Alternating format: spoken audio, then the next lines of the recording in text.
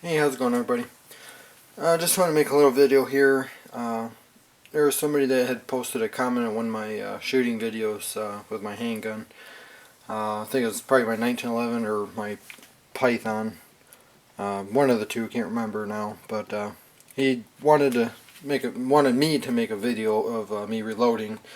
Because during that shooting video, I was basically saying that I was shooting my own reloads and stuff. So I apologize to that person. I know I told him to subscribe to me because I'll make the video as soon as I can. And I apologize for the real delay. It's been quite a while. But I guess I gotta really be in the mood to make a video. There's a lot of other things I've been wanting to do as far as video wise, and that I just really either haven't had the time, and also just again I just gotta be in the mood to make the video. So finally I said, you know what, I'm going to go ahead and reload some ammo today. I got some primers, was out of them, so I said, you know what, I'll just go ahead and knock the video out and finally make that video for that person. So again, I apologize for the wait. Usually I normally use Winchester primers, but they were out of my Winchesters, so I went with CCI. Powder I usually use is the Winchester 231. Using my Lee turret press. Really love the press. It's been working great. Love the fact that you can change out the turrets and for different calibers. Right now I'm doing 45, 40, 38, and 9mm. Made this out of wood here. Just kind of put all the shell holders and stuff on there. Makes it real easy. Got them all labeled and stuff. Of course they have the whole kit where you can get it with all the shell holders like all together, one container. But I says, you know, I don't need that because there's probably majority of them that I won't ever need, and also the fact that they come with the dies anyways, and all the dies I buy is the Lee. So I just did that. It was something just to keep them a little organized and easy to get to and stuff. I also wanted to do a video on Glock Brass, basically. Which I forgot to try to find some now. Okay, here's one of them.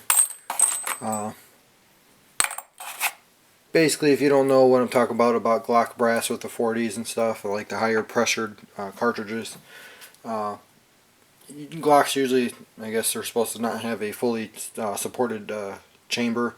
So what usually happens is after the round's been fired, the back of the casing bulges out, like towards the back right here. And it's going to be hard to see on camera, but it's definitely there. And so what usually happens is, you know, you're not able to, when you go to reload that particular brass shot by a Glock, a lot of times you won't have, it won't go into a fully supported chambered barrel, such as this Beretta 96 barrel.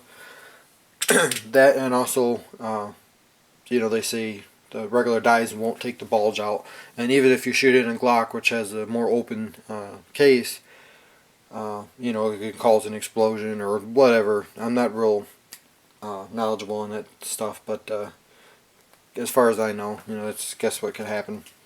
So don't take everything I say like and think that it's going to work for you. You know, you should always consider or find out for yourself to really see if this is true or not. But so far it's been working for me as far as straightening the brass out. I actually found the regular dies just from reloading, just like you normally would do, actually takes the bulge out of the case. I know Lee has the bulge buster kit, but you know, once I found out it works, I had no reason to get it. So anyways, got a Glock shot brass. Enough rambling. And as you can see, it stops and it won't go down any farther. So I'll pull it out. Let me find one that's not been. Okay, this one hasn't been shot by a Glock, and as you can see, it goes in. It's stiff because it's not been resized, but as you can see, it goes all the way through. Another Glock brass doesn't go all the way down because basically the bulge prevents it from going down any farther. So just to show you, put it here, resize it, Voila. The other one, again, just to show you, to prove. Nothing.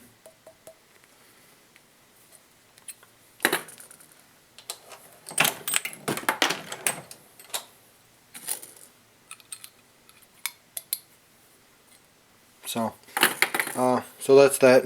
It's been working great for me, thank God. You know, no problems or nothing. Shooting all the 40s. You know, of course I only been shooting it through my Beretta. I want to shoot it through my Glock and my 2 Glocks and my HK, but unfortunately, you know, because I use lead bullets, and I don't really want to go and buy, you know, the fancy jacketed bullets and stuff. So I really like shooting lead, my personal opinion.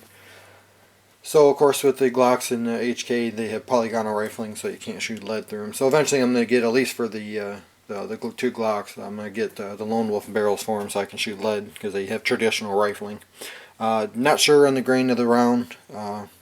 It's just a lead jacketed round, kind of like a semi-wad cutter or something, I think. I'm not real sure. Get it from a club member. He told me what it was before. I forgot what it was. And I set everything up so everything's, you know, fine as far as the right powder and stuff. I just had forgotten. I always use the same bullets from him, so I never really have to change. But eventually I'll try to ask him again with the grainage on it. So again, I apologize for not knowing that. I usually use 5.5 grains of Winchester powder. I'm gonna go ahead and what I always usually do is I like to go through all the brass first and deprime them, and also inspect the brass, make sure there's no cracks, and also clean the primer pocket if I need to with the primer pocket cleaner tool. Then I always put the deprime brass and you know, inspected brass for cracks in one container, and all the ones that have been cleaned and just are ready to be deprimed and stuff in another one. And later on I'll go and deprime them when I'm ready. That's just what I do. What I noticed, like when I first started, I would deprime and then check it, inspect the case and this and that. But you know what, I just kind of got tired of doing that, and I just figured, you know, one day, you know, that I didn't want to make any ammo. I just was kind of bored. I just went through the brass, all deprimed them and checked them. That way I can really take a closer look instead of trying to hurry up and run through and check real quick and all that type of stuff. So that's just what I do. Everybody's different. And of course you can go ahead and prime the case, drop your powder,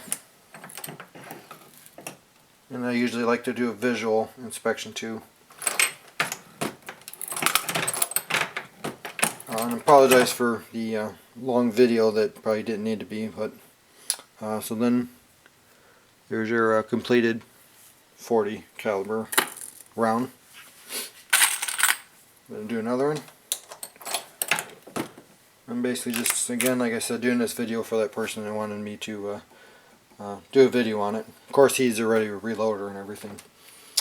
So usually when I go to put a primer into the shell holder, or you know, the primer holder, I always like to cut my hand, because sometimes it doesn't seed in all the way, and it'll pop out and it'll fall on the ground or what have you.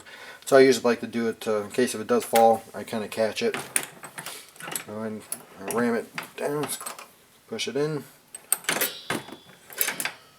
put the powder.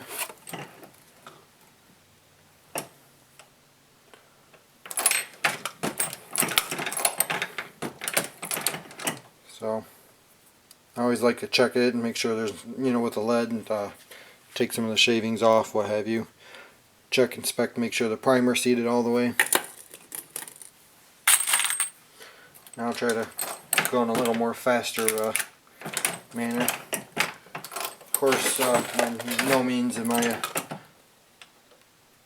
the fastest reloader with a turret press, but kind of gives you an idea how fast you can be. Of course, it's not, everything's not set up real nice where everything's easy access, but again, I'm just trying to make this quick video here, which isn't really quick.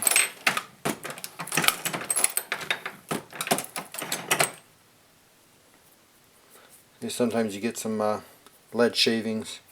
That's a negative with reloading with lead. But as far as cost on the rounds, it's a lot cheaper than your brass case, or I'm sorry, your jacketed rounds. Don't really like to say how much I pay, because I know I'm sure I'll get somebody saying, oh, I can get it a lot cheaper than you and this and that. You know, oh, that's way too much. But I will say it. But you know what, you can get it cheaper than me, hey, that's power to you, you know, that's awesome. Just for me, you know, this is the cheapest I found. But I can get 500 lead, these particular 40 caliber bullets for, can't recall, I think it was about 35 bucks, either 35 or 30. I think it was 35. I think it was about the same as my 45s. So 500 of them for about 30 bucks. Primers, of course, you can get for like 3 bucks a box of 100. Gunpowder, I can get a pound of Winchester gunpowder off of him for like 14-15 bucks. And as far as brass, it's free. The club I belong to, there's a lot of law enforcement that shoot there, and a lot of them actually shoot 40, I think, or well, at least it's a very popular cartridge at the range. I always find 40s, I mean, every day when I go there. So sometimes I don't even pick up any of my 40 brass, you know, at all if I don't feel like it, because I know I can get it any day of the week.